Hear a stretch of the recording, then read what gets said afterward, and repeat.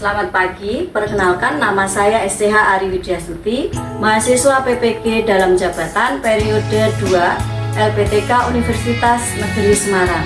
Pada hari ini, Senin, tanggal 4 Maret 2024, akan melaksanakan ujian kinerja PPG di SMK Kesehatan Pelita Bangsa pada materi penyimpanan obat di dalam apotek dengan model pembelajaran PBL. Terima kasih. Selamat menyaksikan.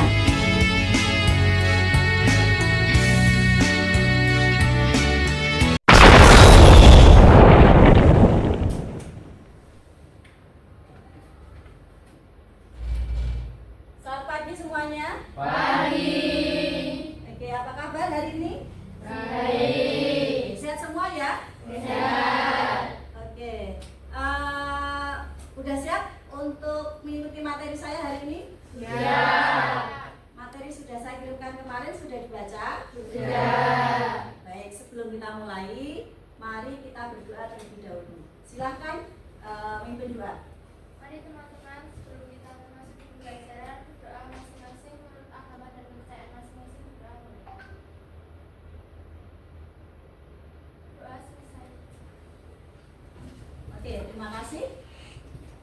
Hari ini nanti kita akan mempelajari tentang administrasi farmasi. Materinya berkaitan dengan penyimpanan obat di apotek. Nah, kemarin sudah Bunda sharekan ya terkait materinya. Saya mau absensi dulu. Apakah hari ini semuanya bisa mengikuti pembelajaran saya ya?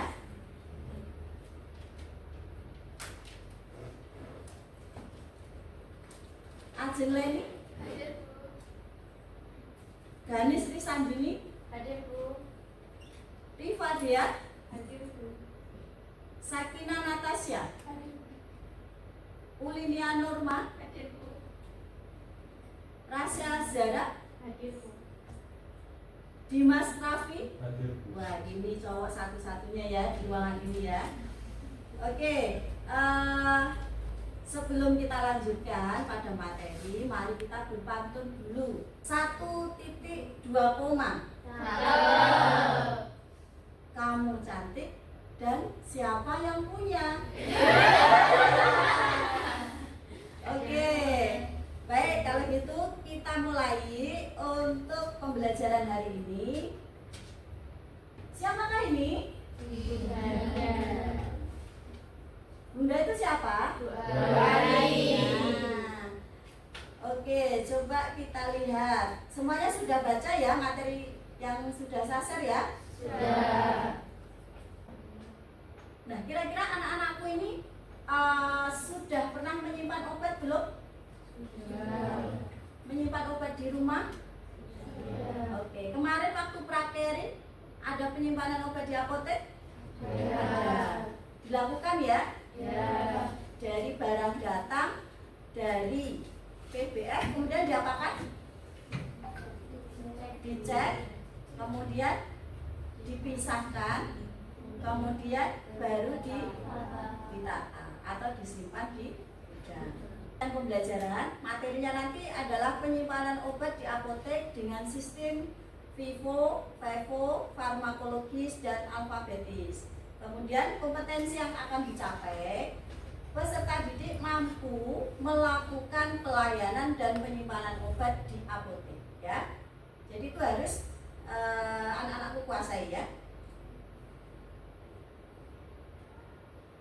Kemudian tujuan pembelajaran hari ini adalah peserta didik mampu memahami prinsip-prinsip dasar penyimpanan obat di apotek. Kemudian yang kedua, peserta didik mampu meningkatkan keamanan dan kualitas pelayanan farmasi di apotek.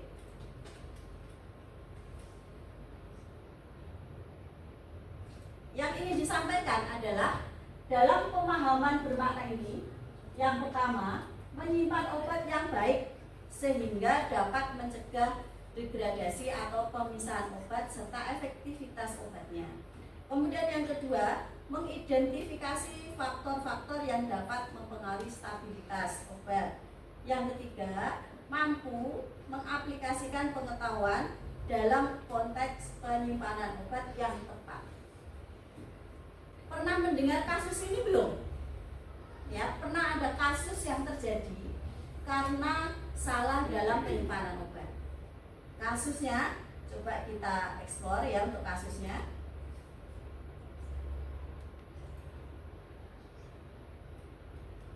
Nah, di sini disampaikan bahwa pasien paru-paru diberi obat kadaluarsa. Ini berada di Puskesmas Depok. Dalam kasus ini, kesalahan terjadi karena proses penyimpanan yang tidak tepat. Anda sudah baca kasus ini, anak-anakku? Sudah ya? Nah, ini disampaikan, ini tahun 2019 ya, tahun 2019.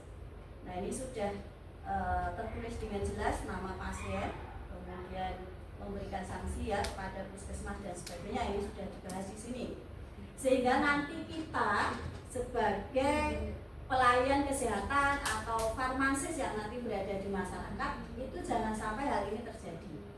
Makanya Anda harus paham betul secara prinsip penyimpanan obat di apotek secara umumnya seperti apa, gitu ya.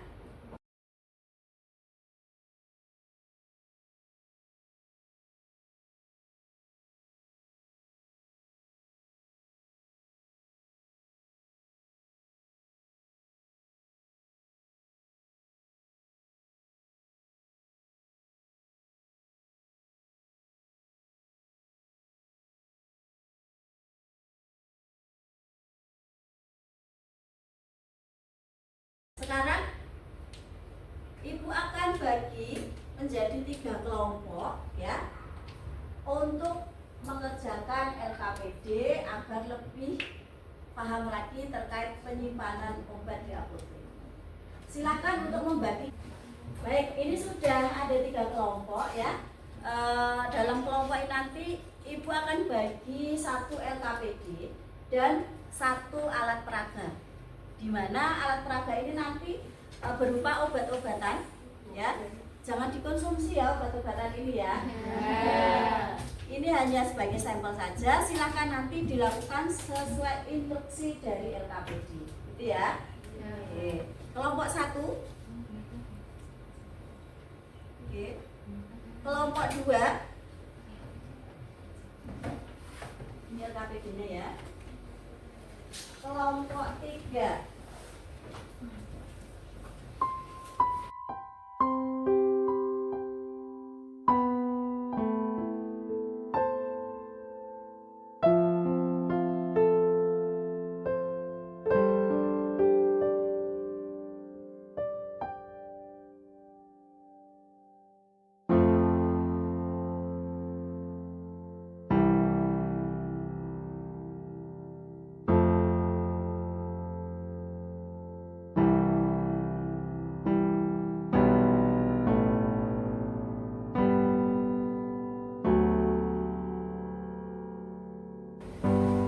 Dalam LKPD nanti dituliskan ya nama anggota timnya, kemudian nanti di situ petunjuk LKPD sudah jelas, amati keranjang obat, kemudian diskusikan dengan kelompok Anda, kemudian carilah solusi. Di situ ada kasusnya, kasus yang terjadi berada pada halaman 4 ya. Di situ disampaikan bahwa ada barang-barang dari distributor, kemudian diterima barangnya, kemudian diminta menyusun barangnya di gudang. Ya, silahkan untuk dilakukan sesuai instruksi yang ada di LKPD. Bila belum jelas, silakan ditanyakan.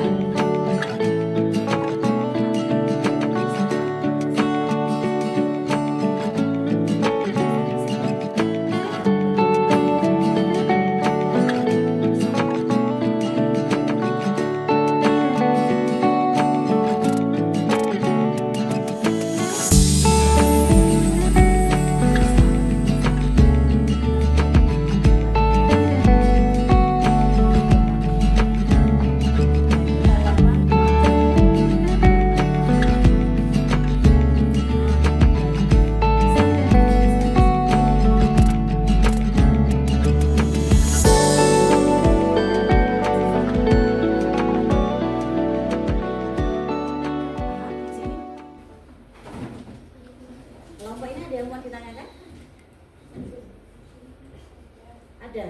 Gimana? Ini kan jadinya maksudnya semi padat ya. Maksudnya semi padat ya. Jadi ini bukan ini, obatnya ini. Ya, yang dimaksud Lortastat ini maksudnya adalah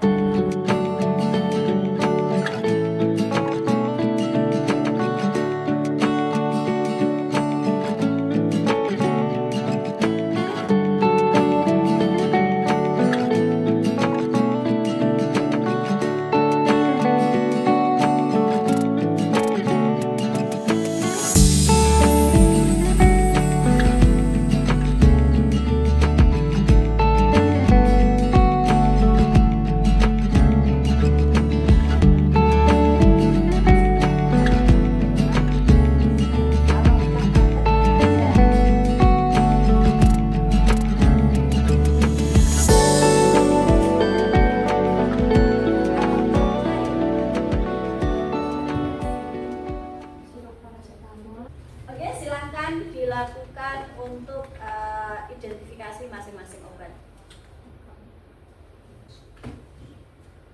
Oke, sebelum kita mulai diskusi hasil dari apa yang dikerjakan LKPD, kita berpantun lagi ya. Oke. Siapa yang akan mulai pantun terlebih dahulu? Dari kelompok 1, 2, 3. Mana yang akan duluan? Kelompok 1? Oh, kelompok 3 dulu. Oke, silakan kelompok 3. Papan kayu buat selancar. Cakep. Main ke laut sebelum fajar. Cakep. Jangan dulu mikirin pacar. Lebih baik fokus belajar. Wow. Ingat ya, fokus belajar. Oke, kelompok berikutnya. Kelompok 2. Sudah siap dengan pantunnya? Oke, yuk. Makan sambal ulet pakai kedondong. Cakep. Gak apa-apa jelek, yang penting sombong. Sombong ya, nomor 1 ya. Oke, kelompok 1. Metampiran penurun panas. Cakep. Kalium diklofenak untuk nyeri tulang. Cakep. Jogja hari ini terasa panas. Wow, terus? Menyengat hingga menusuk tulang. Ternyata semuanya sudah bisa berpantun ya. Ya, luar biasa. Oke.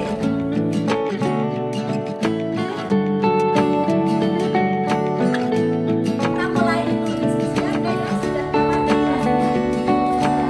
Sudah nyaman ya? Oke, kita akan terkait hasil yang sudah dituliskan pada LKPD. Kita akan mulai dari kelompok mana? Kelompok 1, 2, 3. Kelompok 1 terlebih dahulu. Silakan untuk kelompok 1 menyampaikan hasilnya. Jadi dari hasil diskusi keranjang obat kelompok kami, kami mengisi form penyimpanan persediaan barang. Obatnya ada paracetamol sirup, termasuk obat golongan bebas, bentuk sediaannya cair, penyimpanan sistem vivo maupun Bevo. Lalu ada Visebat, golongan obatnya obat bebas terbatas, bentuk sediaan cair, penyimpanan bisa vivo maupun Bevo. Dan yang ketiga ada Lapivet sirup, golongan obat bebas terbatas, bentuk sediaannya cair, sistem penyimpanan vivo maupun Bevo. Kelima ada Promah tablet, golongan obat bebas, bentuk sediaannya padat, sistem penyimpanan bisa vivo maupun Bevo. Yang keenam ada Dicom, golongan obat bebas terbatas, bentuk sediaannya padat, sistem penyimpanan bisa vivo maupun Bevo. Dan yang terakhir ada Braito tetes mata, golongan obatnya obat bebas terbatas, bentuk sediaan cair, penyimpanan sistem vivo maupun Bevo. Dari hasil diskusi kami temukan satu barang expired, yaitu Erlamisetin plus tetes mata, expired tanggal bulan Oktober 2023 sejumlah 1 botol. Yang mana Mbak? Yang expired? Barangnya yang mana? Ini. Tunjukkan ke teman-teman mana barang yang expired. Oke. Jadi di dalam keranjang ditemukan yang expired ya obatnya ya. Oke. Dari penyampaian kelompok 1, ada yang mau ditanyakan? Saya mau Oke, silakan Mas.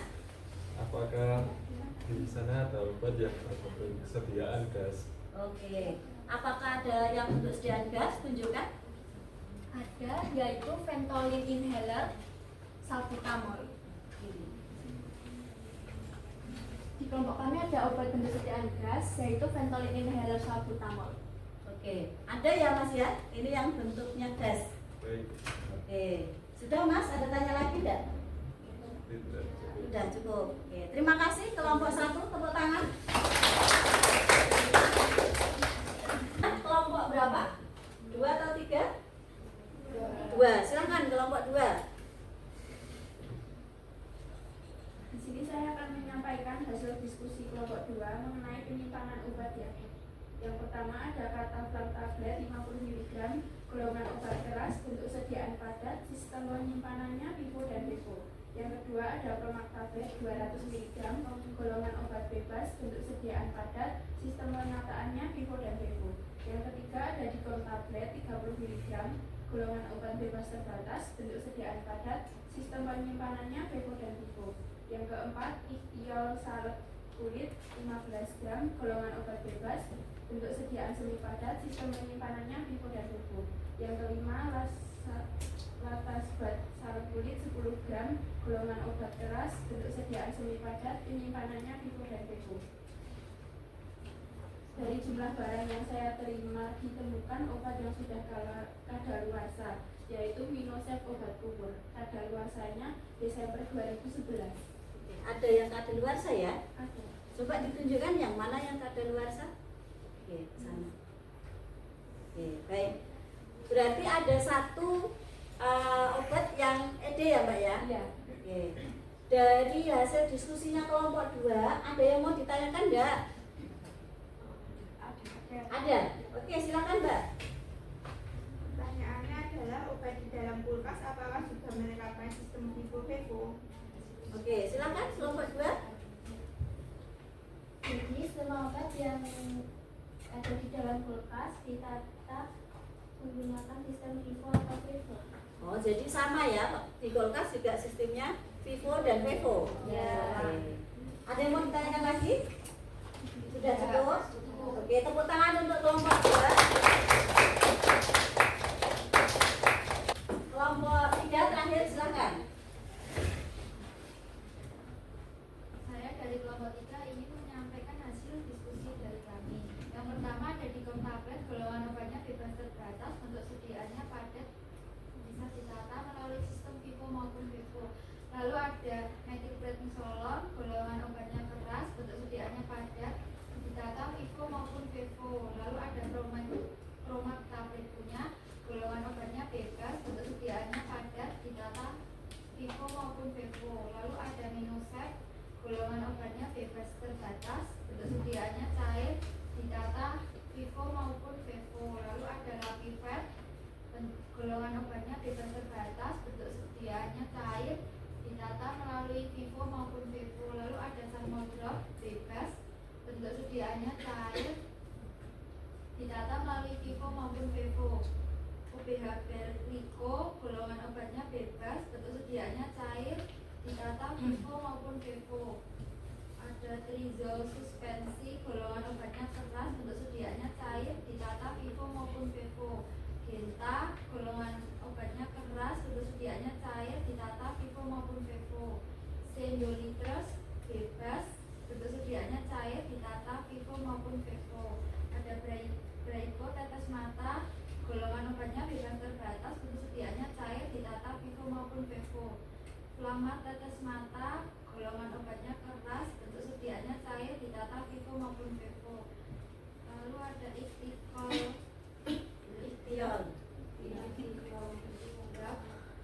salep, golongan obatnya bebas, bentuk sediaannya semi padat, ditata FIFO maupun FIFO. Lalu ada hidrokortison, golongan obatnya keras, bentuk sediaannya semi padat, ditata FIFO maupun FIFO. Jadi kesimpulannya barang yang sudah kadaluarsa ada metilprednisolon, kekuatannya 4 mili, bentuk sediaannya padat, ED-nya 16 Mei 2023, jumlahnya 1 keterangannya. Oke. Yang metil metilprednisolnya yang seperti apa, Mbak? Ditunjukkan seperti ini. Oh, oke. Jadi ada satu box metilprednisolon yang sudah expired ya. Iya. Oke, terima kasih kelompok 3. Ada yang mau ditanyakan? Oke, silakan. Untuk suhu penyimpanannya suhu berapa dan disimpan di mana? Oke, silakan. Untuk menjawab pertanyaan dari kelompok 1, suhunya 2 derajat sampai 8 derajat di pintu kulkas atau di bagian kulkas bawah. Oke, sudah? Sudah. Oke, tepuk tangan untuk kelompok 3. Oke, dari hasil diskusi kali ini masing-masing kelompok sudah bisa memisahkan ya, mana obat tablet, mana obat cair sirup ya, mana obat gas atau semi padat golongannya. Nah, nanti di sini anak-anakku juga bisa mengamati mana obat yang sudah expired. Masing-masing menemukan satu obat ya yang sudah expired. Nah, kira-kira dari hasil ini apakah semuanya sudah paham cara penyimpanan obat di apotek nantinya? Sudah paham? Sudah. Oke. Dengan melihat langsung obat-obatan yang dijadikan contoh ini, anak-anakku sekalian sudah bisa meletakkan ke masing-masing ya? Sudah. Oke. Baik, dengan demikian untuk menyusun kesimpulan dari pembelajaran hari ini. Oke, baik. Untuk kesimpulan hari ini terkait pembelajaran berkaitan dengan penyimpanan obat di apotek. Kita akan menyusun kesimpulannya secara bersama-sama. 1. Kesimpulannya mau seperti apa? Coba dibacakan hasil diskusinya. Jadi kesimpulan kelompok 1 adalah prinsip FIFO dan BEPO. Susunan obat berdasarkan prinsip FIFO untuk memastikan penggunaan obat tertua terlebih dahulu. Oke, berarti yang datang duluan atau expirednya lebih dulu ditata di depan gitu ya? Iya. Oke, sekarang dilanjutkan kelompok 2. Bagaimana kesimpulannya? Untuk kesimpulan dari kelompok 2 yaitu yang pertama, pastikan suhu dan kelembapan gudang sesuai dengan persyaratan penyimpanan obat. Yang kedua, hindari penyimpanan obat di tempat yang lembab atau terkena paparan langsung sinar matahari. Yang ketiga, pisahkan obat berdasarkan jenis dan ketersediaan untuk memudahkan identifikasi dan pengambilan. Yang keempat, berikan perhatian khusus terhadap penyimpanan obat cair, tablet, kapsul, dan obat topika. Oke. Jadi bisa saya tambahkan di sini bahwa di dalam proses penyimpanan yang pertama diperhatikan juga berkaitan dengan golongan obat, kemudian jenis sediaan. Itu ya dari hasil diskusi kesimpulan kelompok 2. Dilanjutkan untuk kesimpulan dari kelompok 3. Oke, untuk kelompok 3, bagaimana hasil diskusinya tadi, kesimpulannya? Jadi kesimpulan dari kelompok 3 adalah identifikasi dan penandaan. Setiap obat harus diidentifikasi dengan menggunakan sistem barcode atau label yang jelas. Pastikan informasi seperti nomor batch, tanggal kadaluarsa, dan kategori obat tercantum dengan benar. Oke, berarti di kelompok 3 ini penandaan dan identifikasi obat itu sangat perlu karena untuk memudahkan dalam proses penataan di gudang, gitu ya. Oke, terima kasih kelompok 3.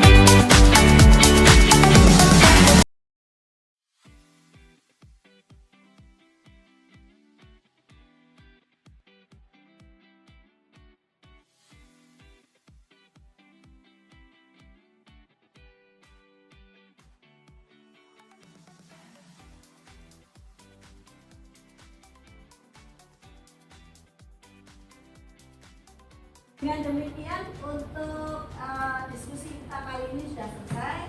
Kita tepuk tangan untuk kita semua.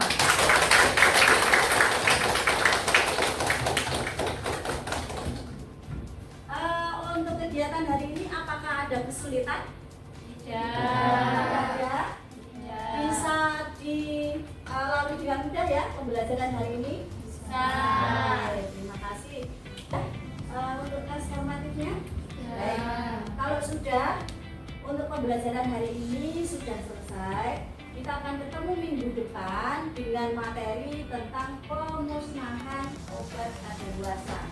Ya, kita akan ketemu minggu depan dengan materi pemusnahan obat kadaluarsa dan hasil LKPD-nya. Silakan dikumpulkan terlebih dahulu.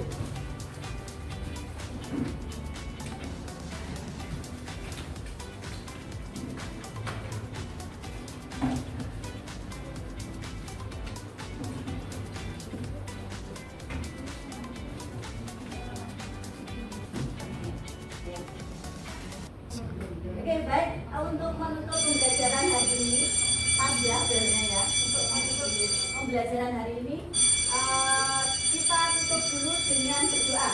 Silakan memimpin doa. Teman-teman, sebelum kita mengakhiri pembelajaran, kita berdoa terlebih dahulu menurut agama dan kepercayaan masing-masing. Berdoa dimulai.